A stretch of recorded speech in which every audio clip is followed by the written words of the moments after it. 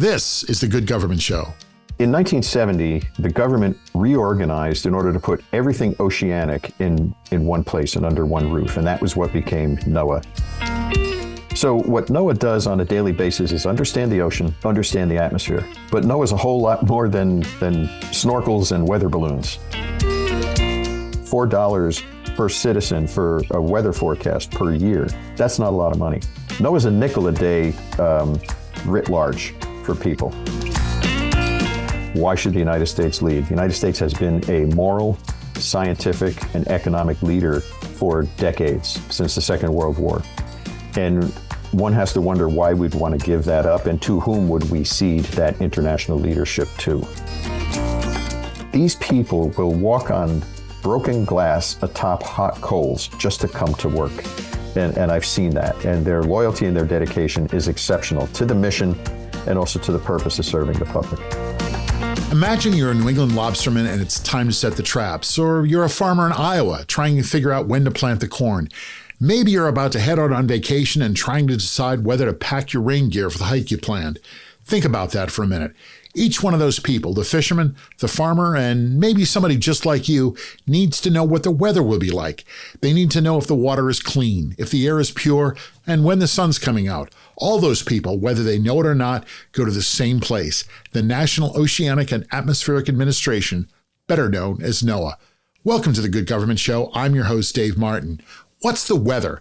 How many times have you asked that question? Well, I got a chance to ask that question of Craig McLean. Until recently, Craig was Assistant Administrator for Research at NOAA. He was also Acting Chief Scientist at NOAA. In all, he served 41 years there. As you'll hear, the work they do at NOAA affects us all. Here on the Good Government Show, we wanted to look at different government agencies and find out what they do, how they do it, and how they spend our money.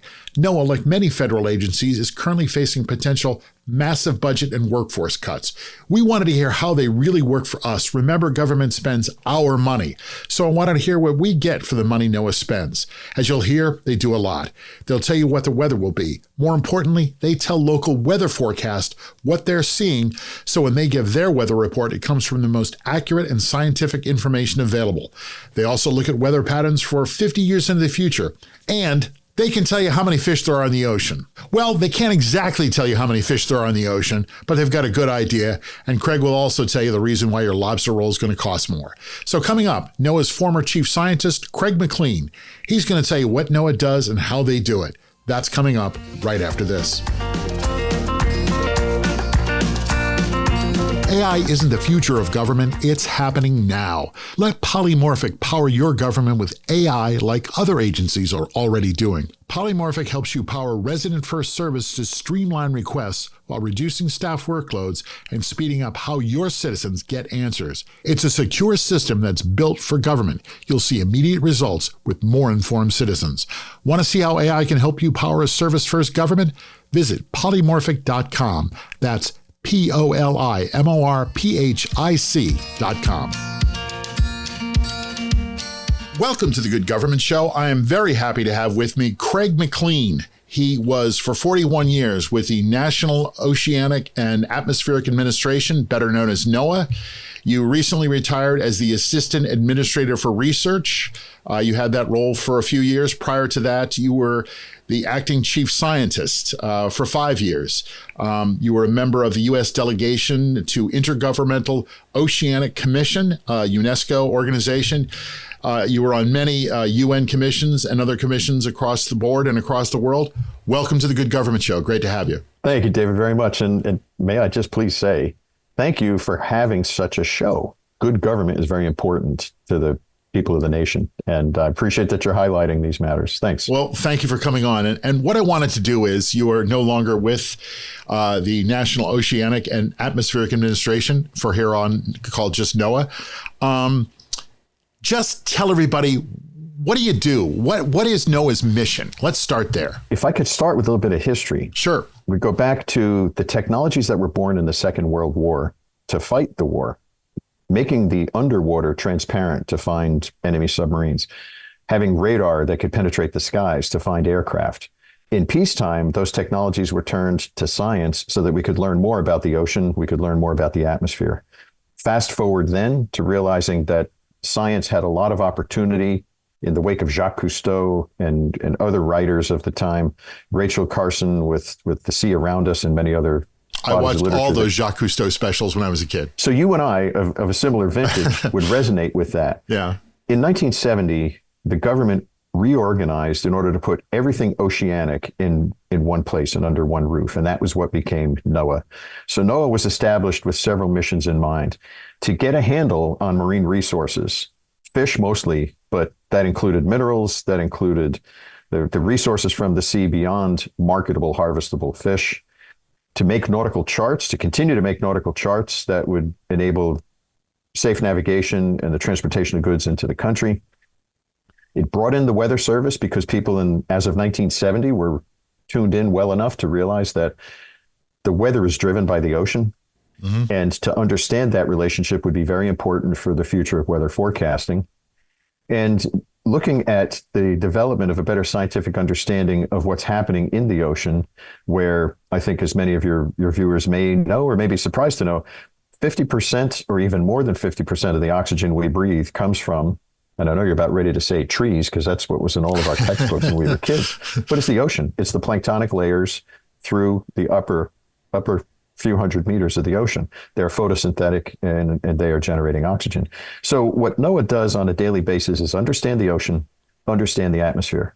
But NOAA is a whole lot more than snorkels and weather balloons, right? The ocean side is integrated with the atmospheric side, is integrated with the weather forecasts, which is integrated with what we know and understand today about climate. So NOAA answers what I would like to refer to as 4 God-level questions. God-level questions. Go ahead. Number 1, how many fish are in the sea? NOAA has to answer that. You have to understand the entire marine ecosystem in order to answer that question. I got to ask, how many fish are in the sea? More than 2. It's a dynamic number. All right. It's a dynamic number. And seasonally, annually, NOAA is out measuring what those populations are so that a safe, harvestable amount of fish can be consumed or harvested and sold. And then also to understand where those critical parts of the habitat are that we have to protect so that those fishery nurseries can continue to rear their young and have productive fisheries. 1970s had a lot of fisheries in collapse and decline. The United States has recovered from that. Many other nations haven't. So the United States has done very well through NOAA and the National Marine Fisheries Service, making sure that fresh seafood is available and that those stocks are capable of being harvested without doing permanent damage to those stocks. Why is that so important if you've got other countries in the world that aren't abiding by the same rules? I know there are other countries that are overfishing, and they're fishing in places where U.S. fishermen can't go. So if they're not playing by the rules, why do we have to? And why do we have to make those rules? I think that's an argument that could be applied to just about everything. Should the United States be a leader in fishery conservation? Number 1, it helps us with our domestic stocks. Number 2, it helps us as a world leader show others how they could and should and eventually will behave. The same can be said in the climate setting, which is why Trump wants to withdraw from the Paris Agreement. Why should the United States lead? I think that's more than a rhetorical question. Why should the United States lead? The United States has been a moral, scientific, and economic leader for decades, since the Second World War. And one has to wonder why we'd want to give that up and to whom would we cede that international leadership to. So how many fish are in the sea? There's an answer every year, and it's dynamic. But it's an answer that looks at the entire composition of the ocean itself, biologically, chemically, physically, et cetera. So it's comprehensive ocean knowledge. Next question, what's the weather going to be like tomorrow? That's the National Weather Service of NOAA, and they put their forecasts out every day, several times a day. And David, you know this from your broadcast career, but Dr. Bob, Dr. Sue on Channel 6, Channel 8, doesn't matter where they are, they get their information from the National Weather Service, from the NOAA satellites, the NOAA aircraft that are penetrating hurricanes or flying over storms, from the tsunami weather buoys, dedicated weather buoys, many other attributes and aspects that are providing that information. But perhaps the most important thing in letting people know what the weather is going to be like tomorrow, whether it's fire weather, tornado warnings, hurricane warnings, is the fact that the Weather Service doesn't just put that forecast out. They make sure that the forecast goes to what the Weather Service describes as the last mile, delivering it to the citizen so that the citizen knows how to respond to what this warning is. If we increase the tornado warning to 25 minutes, do we want that citizen to say, well, I've got 25 minutes. Maybe I'll go to the laundry first, pick up the laundry, and then find my way to the tornado shelter? We need to understand how people think. And the Weather Service has done that. The research component of the agency has done that to really understand the social science aspect. But what is the weather going to be like tomorrow? NOAA does that with accuracy. NOAA shares that with the broadcast meteorologists so that they have a wider reach in disseminating what that forecast is. But also it's the backbone of a $10 billion annual industry of private weather services and private weather custom forecasts. Why can't I just get my weather from a private? I mean, I go sailing, and before I sail, I take out my Weather Bug app and I check the wind and I check the tide. And, why isn't that good enough? Well, where's it coming from? It's coming from the National Weather Service in NOAA, and it's repeated by those subscription-based services that you pay for. But you could also get it for free from NOAA. Yeah.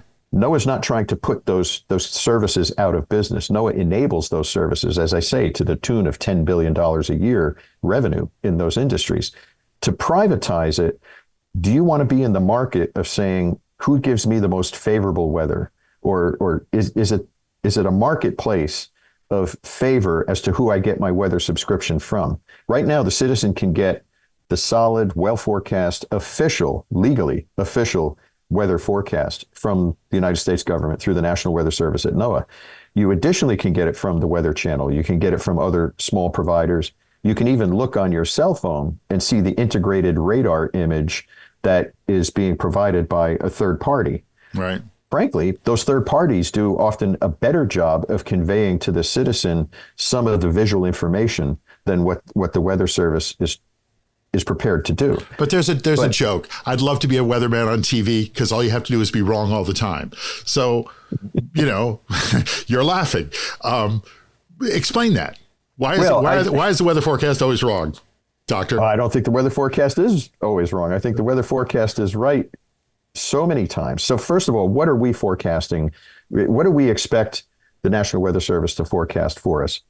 For a cost of about $4 a year, your tax dollars, $4 of your tax dollars a year pay for the Weather Service forecasts that you get, that Channel 6, Channel 5, whomever, that they rely on their forecast from. And being a weather forecaster is more than the jokes, which even they can chuckle at. Right. But when I see a weather forecaster offering a life-threatening forecast and puts in the forecast itself, significant loss of life can result if you don't follow or heed these warnings. And if you don't understand that, here is my cell phone number, call me. And when I saw that more than once, I realized the level of dedication that these forecasters have. And I also have seen what their emotional reaction is when something happens where they realize the citizens didn't take heed and take warning, such as in tornado outbreaks where the warnings were well in advance of the event, but people chose not to take heed of the warning. It's emotionally impacting for these forecasters because they know their job is to save lives. Now, is the weather the way it was originally forecast? So I'm sitting here in the shadow of Washington, D.C., Ocean City, Maryland, a very high-tempoed vacation resort in the summertime. The Weather Service job is not to tell you whether it's going to be sunny and 64 degrees or partially sunny and 63.5 degrees. It's for safety of life and property. That's what the taxpayer is paying for. And then to go beyond that and to have refinements of that, whether I'm in agriculture and I want to know if I should be irrigating the next month more than I did last month, do I need to budget for that? You can look at the seasonal forecast that NOAA gives you for that, but then there's also custom forecasts that commercial industries put forward that are enabled by the free information coming from the Weather Service, paid for by the taxpayer. So years ago, David, there was a proposal to eliminate the Weather Service, and the congressional proposal was so uninformed that the sponsor of the bill actually suggested that we don't need the Weather Service because we have the Weather Channel. And if you go to the Weather Channel, they would be the first ones to tell you all their product comes from the National Weather Service, and it's free, and it's paid for by the taxpayer. I check Western Long Island Sound weather every time I go out. And I'm betting that you could honestly say it's not wrong most of the time. It's better than 51%. And I have on my radio VHF, I do play the weather loop, the updates. Yeah. There you go. Okay. Yeah. So how many fish in the sea? Check. Right. What's the weather going to be like tomorrow? Check. What's the weather going to be like 50 years from now, 100 years from now? That's climate science. And that NOAA has specific legislation that commands the performance of that mission. And the reason I say 50 and 100 years, it could be 3 years, it could be any period of time. Most commercial paper, mortgages and the like, they're sold very quickly on a rapid turnaround, 3 years being a magic number for commercial paper. But 50 years, 100 years, that's a magic number for infrastructure. When we build infrastructure in this country, we build it, unfortunately, with a resident complacency of how much rain do we get today? Or how much wind do we have today? But the climate is changing and the severity of weather impacts is increasing. So not too far from my home was there an incident of torrential rainfall, a 500-year rainfall, which unfortunately those are happening more frequently than 500 years now, based on the statistical genesis of insurance companies, and then also based on the data from the National Weather Service. But the water could not fit, the volume of water could not fit in the standpipe that would take away the drainage. And the tide wound up rising in an unheard of inundation of an apartment complex, and loss of life ensued. People couldn't get out in time. It was a flash flood. And largely attributable to the fact that the infrastructure that had been installed 50 years ago never anticipated that volume of water having to be evacuated, and then people built near it. So the idea of what's the weather going to be like in the future has many consequences to us, climate science. And climate is declared as a bad word by the current administration. The president lacks the ability to understand the complexity of science, perhaps, but for some reason he has discounted climate science. And what we find ourselves in is the reality that not only did government and academic scientists forecast the future we're now living, but scientists from ExxonMobil, Chevron, Ford Motor Company, General Motors, coal companies, 50, 30 years ago, the science papers that were coming from the scientists who worked for these companies said the same thing. So the science stands on its own merit. We don't elect science. We elect policy every 4 years. We don't elect science. I'm from Miami, sort of, and I know that when they have high tides and rain on Miami Beach, the roads flood and all the water comes up through the sewage system. Is that kind of stuff you're talking about? That's the kind of stuff I'm talking about. That's not planned for, right? That's right. That's sea level rise. Those are circumstances that are changing, and our current infrastructure is not capable of accommodating. And it raises a series of questions for coastal landholders. It also raises questions for people in the middle of the country as well, as the climate is changing. But those impacts are a signature of a changing climate. And to be honest, and we need to be honest when we talk about science, there's also a matter of subduction. So while the ocean is rising and expanding as it warms, there also is subduction of certain land points. Some areas greater, some areas lesser. Some parts of the landmass are actually elevating, not subducting. So that complex of phenomena that is taking place, the one is a geological phenomena, the subduction. But the other is because the Earth is warming, we're seeing oceans expand, we're seeing wind patterns change, we're seeing water blown onto Miami rather than carted off with the Gulf Stream. So those aspects and those impacts are part of what is changing around us, and they are well forecast. So the forecast future is not optimistic. We're going to be facing significant land-based expenses of coastal sediments, major cities. We've been stable for 6,000 years in civilization building on the sea level as we have known it, and it's going to be changing. So, but you live on the beach, right? Right now, I have a place near the beach. Okay. I walk to the beach from there. The beach from there, and my eye is on that, David. How long do I hold on to that property? When is the value going to be impacted? I have friends up in parts of the country where houses are falling off of the bluffs that they had been comfortably settled on for 100 years. And now that erosion is taking place because the storm patterns are changing. I saw a picture of a house on Cape Cod that said, this house is slowly slipping into the ocean and there's no front yard anymore. Right. Yeah. Right. So that's three. So far we're up to how many fish in the sea? What's the weather tomorrow? What's the weather in 50 years? We keep getting sidetracked on your 4 points. Sorry. And here's your curveball now. All right. Is it wise to build on shifting sands? Probably not.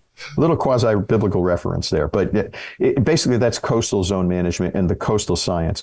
The largest deposition of wealth in the nation is not necessarily Elon Musk. It is private ownership aggregated across all of the coastal states, Great Lakes and the like. It's basically those waterfront communities, and that's private wealth.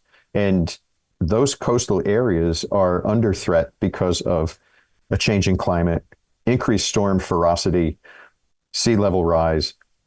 It's a question of how long can you sustain the economic investment at its current level of worth before you wind up seeing that the house falls off the bluff on Cape Cod, or the storm frequency in places like Miami start to devalue and cause the lack of insurable property. If you can't insure property, you can't get a mortgage. You can't get a mortgage, you can't buy a house. What happens to the real estate market?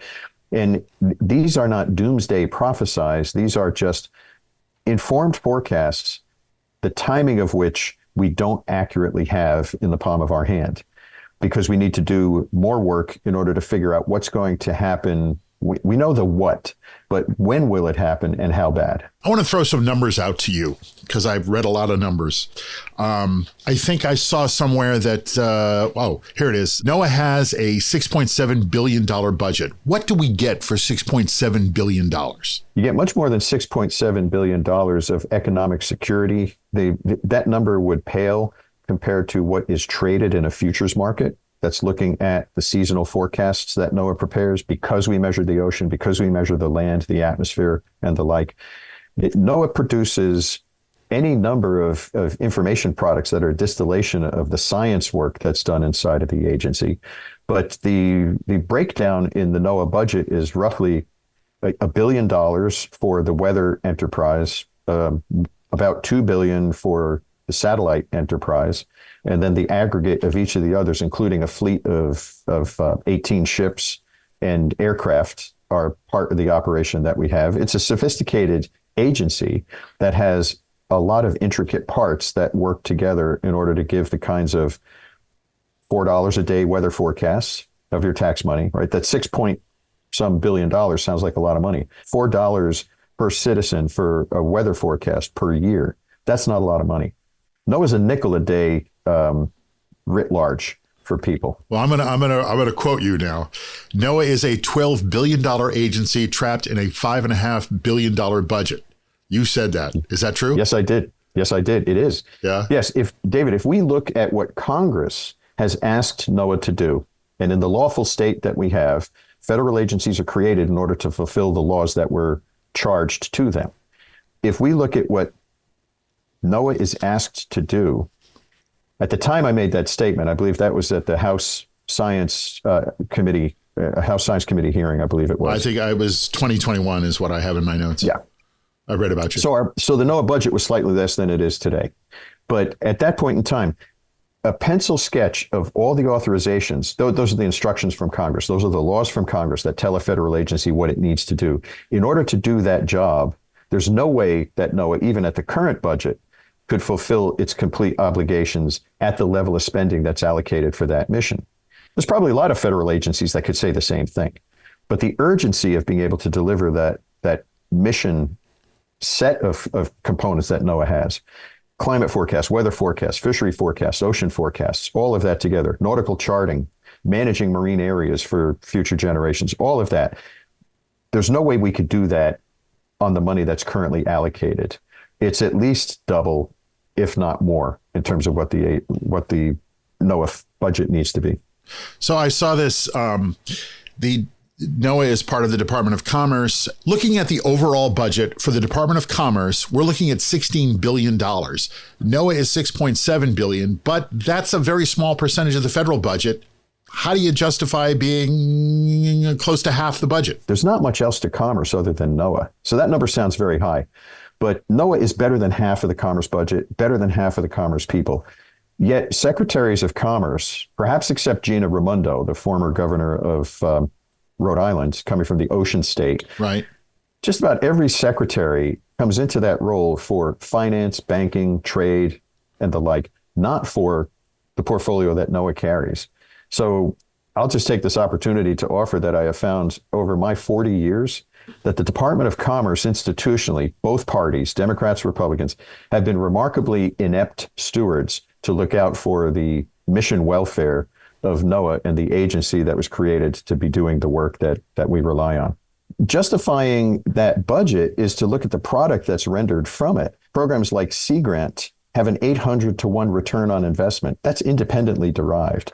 Some of the ocean measurement programs that we have in this agency have returned far more money in commercial investment and futures markets by understanding what the seasonal weather is going to be like 2-3 seasons from now. So justifying that budget, we could do economically, but we could also do in number of lives saved, number of livelihoods saved and further developed. The agency's mission has been carefully scrutinized by Congress and has resulted in economic opportunities, even though most people might look at NOAA as being an ocean and weather agency. It's much more than that. And the secondary and third order application of the products that the agency generates, it's the backbone of insurance rates. It's the backbone of what your mortgage would be, what mortgage rate you would be paying because of what the economic future evolves to based on what we realize the future is going to look like. So there's so much more to it. NOAA being half of the department's budget is an opportunity to consider whether NOAA really belongs there. But I think right now in this political timing, just keeping the agency alive when Project 2025 talks about taking the agency apart, that's the first order. But then the second order would be, what's the best place in government for NOAA to be?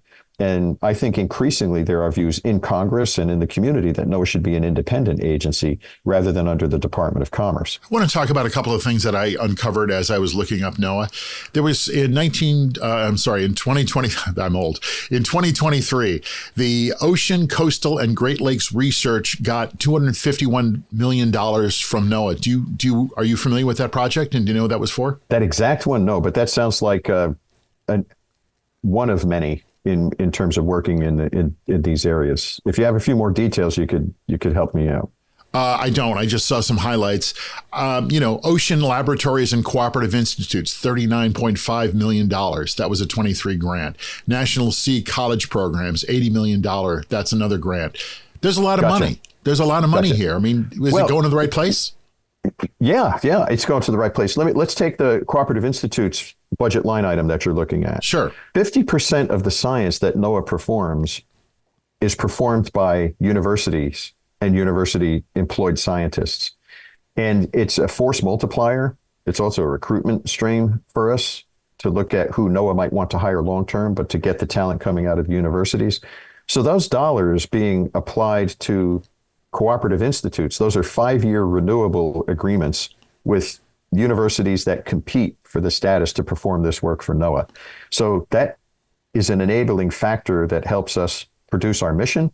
And it also puts strength in the hands of the universities to continue to develop scientists and students who are going to be performing in that area. Why can't the schools just pay for it themselves, though? Schools don't have the money to pay for it. I think that's one of the current debates right now. I saw the president offering a remark about major universities having such endowments and why they don't use the endowment money in order to pay for what the government is otherwise fulfilling. In other words, reducing the overhead. I don't know how the universities are going to be able to function by taking the current overhead rates and bringing them down to the likes of 15%. These universities are complex places that need to be funded. And the overhead, just like Mr. Musk has overhead in SpaceX for his salary, his car, his enterprise that supports the operation of the function, so too do universities. Those universities have to pay for the infrastructure, the fiscal plant, the heating of the dorms. Tuition doesn't cover all of that. So you need the government to be providing the money to the universities to run the labs and keep the equipment running, to procure the equipment and the like. Sea Grant, I'll give you another example of Sea Grant. Sea Grant is in 34 coastal states and territories. It's a partnership between the states and the federal government. $2 federal to every one state dollar comprises the opportunities for coastal residents, coastal communities, coastal businesses to get expert science advice on how they can prosper. And Sea Grant has, by their independent calculation of economists, about an 800 to 1 return on investment for that money in terms of the benefit to the economy. Marinas have avoided closing. Seafood manufacturers have avoided losses. They have increased their productivity. Shellfish beds have been enhanced by the Sea Grant advisory services so that they don't have to close, given in places like Oregon and Washington, where the ocean pH is too aggressive to allow shellfish to start to get rooted and established. So the return on investment is high on these examples that you're citing. Yes, it's a lot of money, but it begets a whole lot more money to the economy and to the stability of, at least in Sea Grant and in some of the Cooperative Institute notions, the places where these are established and the science they're generating. Cooperative Institutes support all of NOAA's science, from satellites to deep sea. The Sea Grant program is coastal. I live in New York City, and they are doing some work in restoring oyster beds in New York Harbor. Is NOAA part of that? NOAA Science is part of that.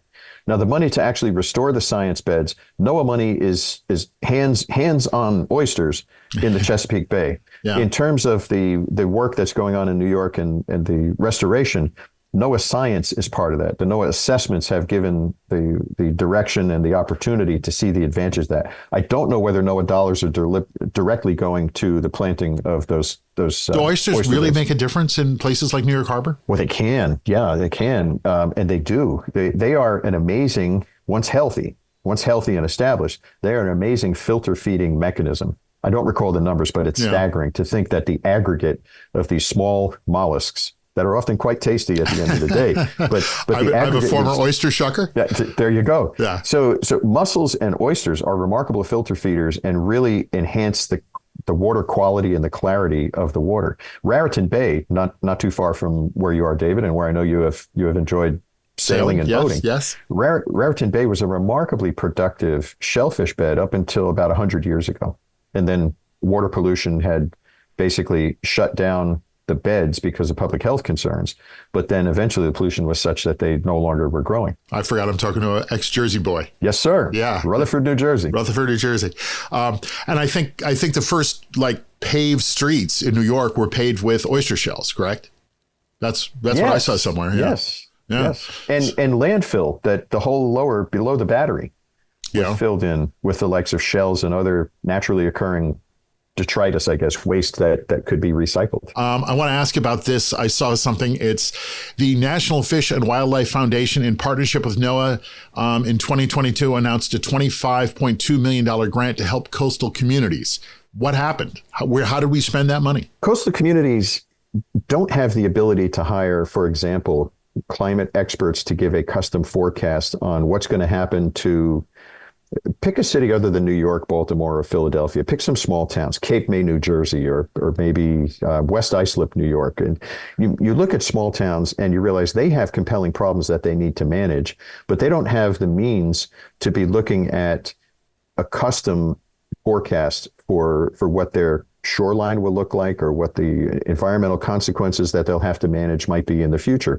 And monies like that with the Fish and Wildlife Foundation go to try and either restore or shore up, if you will, the coastal ecosystem for the stability of those communities. So doing this work is expensive. You could look at almost any other arm of the federal budget and see what appear to be high numbers. But by the time you look at the allocation of those numbers and realize what these projects are, it to me, as the course of my career, as a steward for public resources, I thought these were very appropriate and wise bargains. And were the federal money not available, the state and local folks could not afford to employ the levels of stability that they're now able to employ because of monies like that. Talk to me a little bit about coral reefs. I'm a fisherman and a diver, so I have fished the reefs down in the Florida Keys. I have gone diving in the reefs off the Florida Keys and in Belize. How does NOAA get involved in the fishing industry, especially the sport fishing industry, near and dear to my heart, and diving? A number of different layers there to peel back. So first, the responsibility of NOAA to manage the fisheries of the United States. That includes commercial harvest, also recreational harvest, David. So the Sea Grant folks, which I mentioned earlier, they're out on the wharfs, on the piers. They're interviewing recreational fishermen to find out, what did you happen to catch today? They're not enforcement at all. They're just getting information and data. And from that, the Fishery Service can compile the amount of recreational harvest. The commercial harvest ranges from having dock checkers, where when the commercial boat comes in and offloads its fish, can determine how much fish have been caught. And at the same time, NOAA sends ships to sea, and I spent a good portion of my career doing just this. Those ships are scientific research vessels that catch fish and figure out per unit volume of water how many fish of what species are available, and then determine what the stock health is to allow a quota. So NOAA actively manages, actively collects and measures the fish, and then also with shoreside checking, figures out what's being landed, also what's out in the natural environment. How healthy is the natural environment? So the management of fisheries is quite complex. It's a public process too, that you may recall. There are fishery management councils established around the country. The voice of the citizens is heard first, and the citizens, whether they be conservation people, fishers themselves, fishing industry voices, they help to construct the regulations that the agency will use in order to control the level of harvest, to make sure that there's another fish stock for the next year to be, or 10 years from now, to be harvested. Okay, so that's a shallow level on fishing. But then to go to coral, the problem we have with coral, and I'll ask you as a diver and a fisherman, have you been to the Florida Keys recently, David? Yes. Okay. And you have been to the Florida Keys maybe 30 years ago as well, perhaps? Yes. And you notice a difference, I'm going to guess? A little bit, yep. Staghorn and elkhorn coral, those beautiful branching corals that really were the signature of the Florida Keys, they are roughly 98% dead compared to where they were 30, 40 years ago. 90%. Yes. And when we look at there's not a lot of those at Pennicamp State Park, but I get it. Well, yeah. It's devastating. And it's the water temperature that's principally responsible for that, the warming of the ocean water. And as you know, coral is a cooperative organism. There are photosynthetic algae that then the coral animal has an exchange of energy with. So when the coral polyp, that little microscopic animal that takes calcium from the sea and deposits it and makes the next layer and the next layer of coral, has algae living with it that enables an information exchange from the algae and the animal. When it gets too hot for the coral polyp to survive, its natural reaction is to expel the algae. It expels its energy receiving component. And that's generally how coral bleaching begins. So the bleaching in the Florida Keys, because of the warming water temperature, has caused the coral to expel the algae. And if that happens over a prolonged period of time, the coral dies. That's what's happening in the Florida Keys. That's what's happening in the Caribbean. And when you see the coral reefs decline in their physical structure, you also then see, soon to follow, a decline in the abundance of fish on the reef. So our increasing the temperature of the water has resulted in the demise of the coral and the reduction in the abundance of reef fish, which in turn threatens the health of the reef, if not defines the lack of health in the reef. Which means less people are going to come, less people are going to go dive in the Keys, less people are going to go fish in the Keys, less hotels are going to get filled up, less restaurants are going to have customers. It just trickles down everywhere, right? Exactly. Especially in a place like that. How are we doing with the lobster and the cod in the North Atlantic? The management of those species, the management of those fisheries is I think very proud and very appropriate. The fishermen are cooperating. The regulators are mindful of what the fishers have to deal with. But the biggest problem I see coming right now is the migration of all ecosystems in a poleward direction. In other words, as we get warmer, those creatures, those populations of fish that like colder water are having to go farther north. So what you're finding is that the Connecticut lobstermen, who used to have an easy run just right out Race Point and get out on into the ocean, off of Rhode Island or off of Connecticut, they're having to go farther north. The Rhode Island fishermen are having to go farther north. Eventually, those beautiful Maine lobster are going to be Canada's lobster. The migration of the ecosystem is happening fast. We don't see it because we are land-based, but the fishers see it. They're out every day They're people of the ocean. They're watching what they catch, where they catch it, and the ecosystems are migrating northward. So does this mean my lobster roll is going to cost more next time I get one? Your lobster roll probably already costs more. Oh, it does. Yeah. That's the shape of things to come. All right. Well, listen, I could talk to you about this for hours, and we probably need some beers for this, or at least to sit on a boat and have this conversation in the water. But coming up, I'm going to get your philosophy on government. We'll be right back. Once you wrap up this episode of The Good Government Show, give a listen to our friends over at Good News for Lefties. This daily podcast highlights news stories that show there's more good news out there. Other people in government are really trying to do the right thing. That's Good News for Lefties. Listen where you're listening now. Welcome back. I'm here with Craig McLean, former NOAA official, multiple roles, assistant chief scientist among them, and assistant administrator. All right. You've been with NOAA for 41 years. You've been in government for 41 years. What makes government truly effective? Define good government.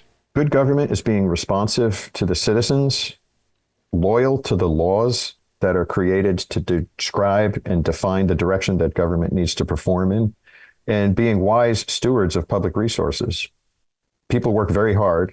They believe they pay too much in taxes. I think every citizen might agree that that's the case.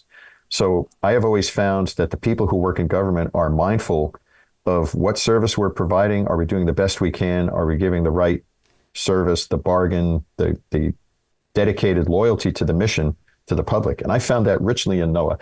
Now, as you said, I've worked in NOAA for my career. I've not worked in other agencies, but I've worked with other agencies. I've worked with the Navy, worked with the Secret Service, worked with Department of Interior folks.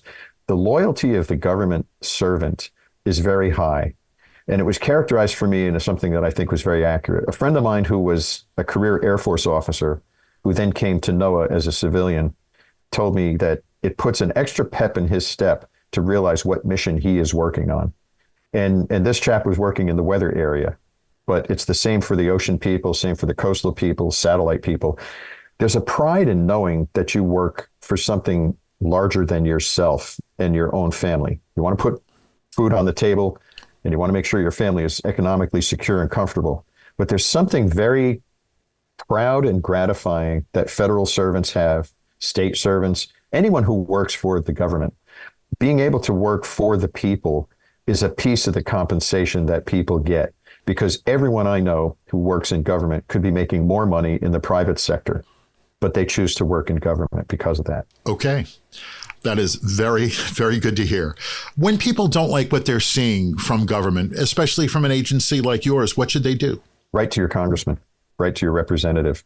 If there's a program in existence that a citizen feels is not performing the way they would like it to perform, perhaps the commercial fishermen could be a good example. For years, if the commercial fishermen thought that the direction of fisheries management was harming their economy too greatly or their catch too greatly, they write to the agency. They communicate to the agency. The agency often has public town hall meetings. The fishing community does that through the fishery management councils. The sanctuary program, the marine sanctuary program, Florida Keys being the largest marine sanctuary that NOAA is responsible to manage, have town hall meetings and gatherings in order to discuss the potential of regulatory controls or the easing of regulatory controls, depending upon how the protection of the resources is going. Communicate with your government. That's the executive branch, right to the agency. Communicate with your elected representative.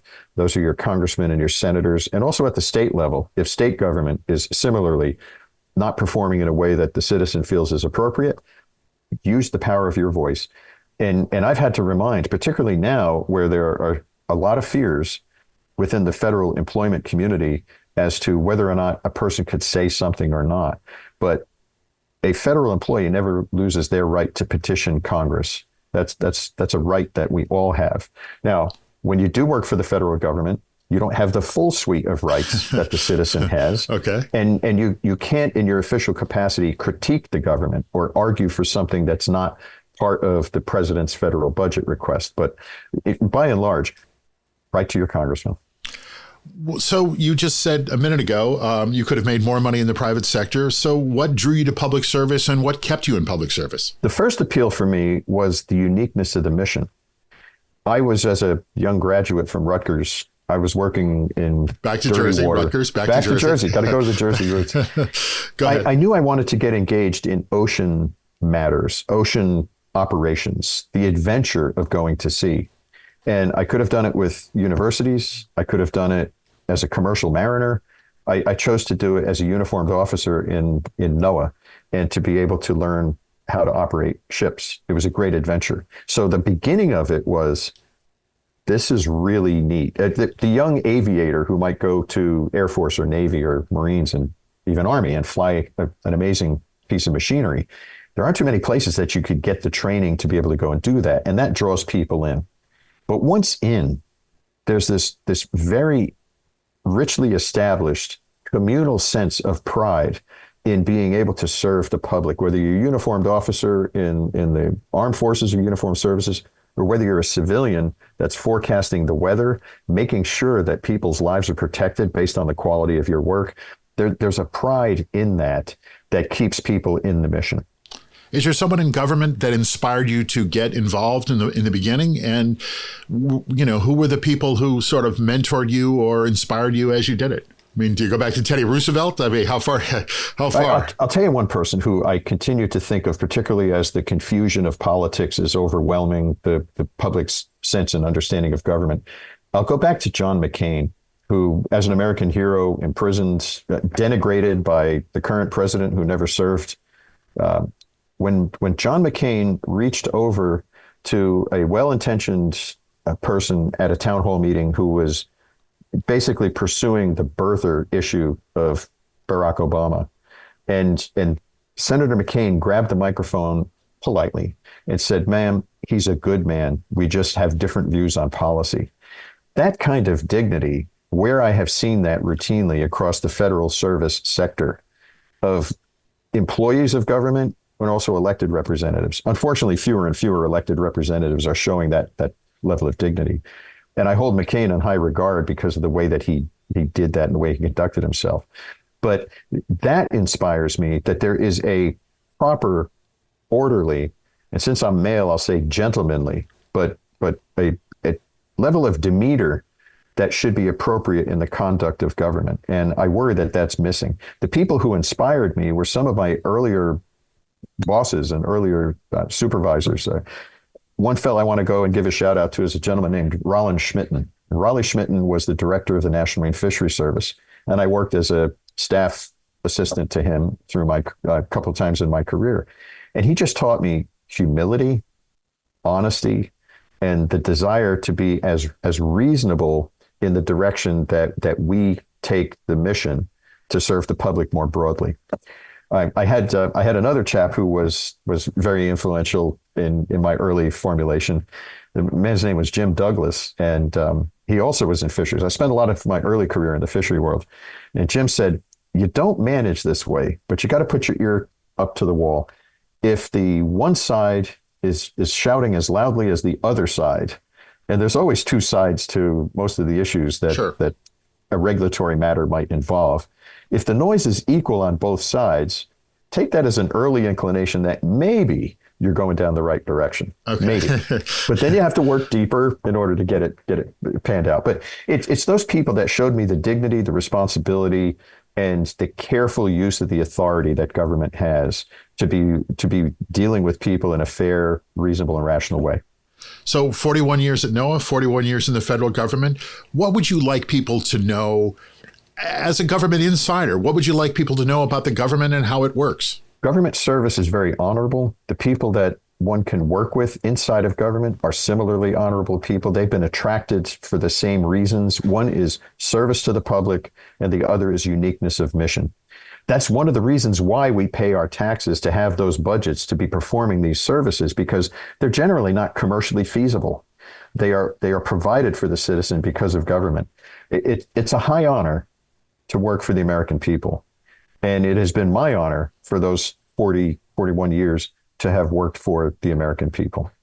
Two-part question. What was the best part of your job and what was the most challenging? Best part of my job were the people. working in such a team and such a collegial, cooperative mindset, that extended to citizens, that extended to state employees, university employees, but the team approach to work on very challenging issues, like the questions I offered: how many fish in the sea? What's the weather going to be like tomorrow? Yeah.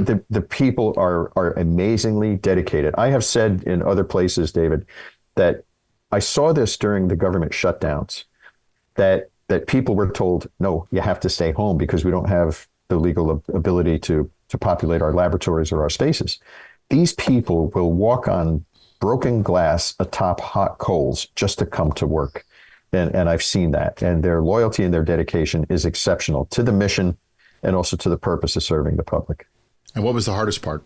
Hardest part was the political environment, where irrational conduct and activities of elected representatives wind up, for other purposes than addressing the mission itself, wind up disrupting the mission or making it more difficult. And I think we're in a season of that right now.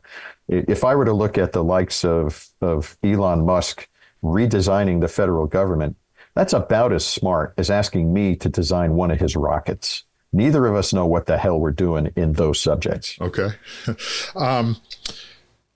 Did you always envision, I mean, you know, a young Jersey boy at Rutgers University, did you always envision a career in public service? Or did you just want to go diving every day? It started by wanting to go diving every day. And it was a step function. So if there are any young people listening, message number one, think of government service. It is rewarding and very gratifying and valuable to the public. But lesson number two is careers can be rather meandering. So my first appeal was anything in the ocean space. Okay. Maybe not a lifeguard because I'm not that strong a swimmer, but anything oceans. And I actually started doing a little bit of industrial diving, dirty water diving in around all of the dark water that's around Manhattan Island and other places. Wow. And then I found a way to get on scientific research ships. And from there, I got recruited to be one of the operators of the scientific research ship. So taking those steps to break whatever mold you're in, or to break whatever habits you're in and try something new, is the encouragement that I would give to young people. And you will then find your opportunities and avenues of opportunity in a career. But I did not set out to work for the public. My father was a World War II sailor, United States Navy. And I knew something of his sense of that experience. Positives. He was in World War II, so not everything was positive, of course. Right. But I saw a pride that I had when I was in high school football, being part of that team. I saw then very quickly the pride of being part of a ship's crew, but even a further pride of realizing we're doing this for the people. We're not just doing this because we like the oceans. We're doing this for the people. So it was not my original design, but once I found it, David, I'm home. I love this. I'm home. And you stayed. I stayed. And I'm sure you had opportunities to leave. And what made you stay? When I looked at those several opportunities that were presented to me to depart government, take my government experience or such, and then apply it in a different direction. And double your salary, probably. The way I characterize it, I remember going to one particular dinner interview with a board of people and a principal, and I walked away from there thinking, I'm never going to do this because I'll have to compromise my ethics. I'll have to compromise what I believe in order to do this. And I remember coming home to tell my wife, I said, I think I just missed an opportunity for us to have a much nicer car, but I can't do that. I can't do that. So what do you do for fun? You said when you were a kid, you wanted to go diving every day. I think we talked before and you mentioned that you turned a lobster boat into a dive boat. So do you fish? Do you fish for fun too? Well, the fun part of my fishing is when people ask me, do I fish? Yes, I fished a whole lot. When I was running NOAA research vessels, towing a large trawl net behind the ship in order to capture the component of that fish population we were studying, those are my best fishing days. We landed the fish. We were good. Have you ever gone out for marlin or anything like that? Done some sport fishing? I've gone tuna fishing and enjoyed that immensely. But I'm more of a slow boat, just idle on along. In fact, during my diving days with that lobster boat I was describing for you, my friends and I would load the boat up with a couple of friends, and I shouldn't say load. There were only a couple of us that went out. We liked having room and space because we had a lot of tanks and did a lot of bottom time. But we'd head on out and conduct our dive, and then coming in just at trawling speed, 3 knots. Just put a line in the water and come on in. We catch a bluefish, put it on the barbecue, and that was our supper. All right. But it was very enjoyable. And come on up to Long Island Sound. I'll take you sailing. How's that for a deal? I'll be ready for that, David. Okay. I'll be ready for that. So you're down in Ocean City in Maryland.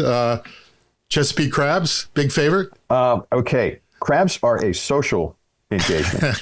Okay. But lobster, and in particular, New England scallops. I think New England scallops are the most delicious seafood for me. They're the most delicious thing in the ocean. They're amazing. All right, New England scallops. So let's just talk about, what you over 41 years. What do you think you did right? What do you think, when you look back, what are your accomplishments? What are you proudest of that you've been able to pull off at NOAA? Being honest, being a good leader. People have offered me, I'm trying to be humble here, but people have offered me various levels of recognition for the leadership that I brought to organizations I was part of. But one of the hardest times that I had was to do, well, it wasn't hard to do, it was hard to accept, but to draft legislation that would have eliminated the part of the government that I was working in. I'm also a lawyer, and I was asked to provide the draft of a bill. And we did. And to the best of my ability, I did it, although it was something that I never would have wanted to see happen because I believed strongly in that service. But people who reviewed our work product, myself and 2 other chaps, they said it was pretty well done. And it's hard for us to believe that you guys wrote this because it would be a very Kevorkian-like experience if it were ultimately passed and such. So that's part of government responsibility, that a person will be charged to do things that are loyal to the direction that's described in law or by the president in implementing those laws. And as long as it is legal, we will do it. Federal servants will do it. But I think for the challenges were many, mostly political, but the opportunities and the great things that I think people might remember me for was I was the first director of an ocean exploration program. And much like NASA explores space, this program was created so that NOAA could lead exploration of the oceans. I think wonderfully, philanthropy has filled in and complemented that effort, now even exceeded that effort. In the United States, we have the Schmidt Ocean Institute by Eric and Wendy Schmidt. We have in Norway an organization called REV, R-E-V, REV Ocean. We've got Mr. Ray Dalio and the Ocean X enterprise, each with their own ships, amazing ships, better than anything we have in the United States government. And they're exploring the ocean. I think it helped to kickstart things. Paul Allen, prior to his demise, Paul Allen was very active in ocean discovery and ocean exploration. Victor Vescovo, another chap, privately funded his own exploration to the deepest part of the ocean. And Victor is embarking upon a magnificent project now to help governments map the world ocean. And he's putting his own private funds into this. So we started something and it's blossomed. Maybe my most charming moment of one of those bucket list things would be diving on the Titanic. Oh, and wow. being able to see the Titanic. And that was absolutely breathtaking. And we were there because Congress had declared the Titanic as an international maritime memorial. And in order to have the Congress see the way to have the United States join a treaty that was developed under that legislation was to bring experts to the site to characterize the site and then provide some information to the parties that would be responsible for the treaty. So that was absolutely exciting. All right. I could spend an hour asking questions about the Titanic. I'm going to move on. So this is called The Good Government Show, and we like to end it with a good government project. Give me one example of maybe just a small project where it was good government in action. I'm going to go to Tidewater, Virginia. And there's a notion in the expenditure of federal resources that if we're going to spend $1, where's the greatest economic return for that dollar? And what that equates to generally is that the most affluent neighborhoods get the quickest attention because the home values would speak to the return on investment. But I'll go back to the Sea Grant program that we were talking about earlier. Sea Grant took $75,000 and provided it to 2 universities in the Virginia Tidewater area. And they conducted an assessment of what the cost would be to fortify lesser income neighborhoods that bordered on an industrial area of the river system in the Norfolk area. Those studies then allowed that community to apply for a FEMA grant, which they were awarded, which then just steamrolled into much more and more and more money. Were it not for that original investment of $75,000 to academics to study the problem, that neighborhood would have been repeatedly inundated and never had the attention that more affluent neighborhoods would have been afforded or accorded. And in terms of the outcome, people's lives and stability was not disrupted because of the nature of that early investment that really just rolled on up to something very, very positive. So I think the opportunity to find good in service, to keep fisheries open because the information is good and solid and people can rely on it, to save the lives of people in early evacuation with the onset of severe weather, hurricanes, tornadoes, and the like. The gratification opportunities were daily as far as I was concerned. And working with wonderful people. I could talk to you for quite some time. As I said, we'll need a boat and some beer to do it. Hopefully at our next conversation. Craig McLean, it was an absolute pleasure talking to you. Thank you so much for coming. The former Assistant Administrator for Research and the Acting Chief Scientist of NOAA. Thanks for joining us on The Good Government Show. Thank you for having me, David, and thanks for putting this show forward. It's very important. Thanks. Thank you. After you get done with this episode, hear more good government stories with our friends at How to Really Run a City. Former mayors Kasim Reed of Atlanta and Michael Nutter of Philadelphia, and their co-host, journalist and author Larry Platt, talk with guests and other mayors about how to really get stuff done in cities around the nation. Check them out where you're listening now or through their nonprofit news site, thephiladelphiacitizen.org/podcasts. A $12 billion agency on a $6 billion budget. That's the work that NOAA does. And you have to appreciate the pride that Craig takes in the work he does and all the dedicated people at NOAA do, all to make sure we get the best information we can about the wind, the air, and the water, to make sure the oceans are clean and there are fish ready to jump on your line. An incredible career of public service and a fascinating conversation about the many ways the government known as NOAA, the National Oceanic and Atmospheric Administration, looks out for all of us. Thanks to Craig McLean, former Assistant Administrator and Acting Chief Scientist, for joining us. Thanks for listening to another example of how government works for all of us. Please like us and share us with your friends and review us right here where you're listening. And check out our website, The Good Government Show, for extras. Help us keep telling stories of good government in action everywhere. Join us again for another episode right here. I'm Dave Martin, and this is The Good Government Show.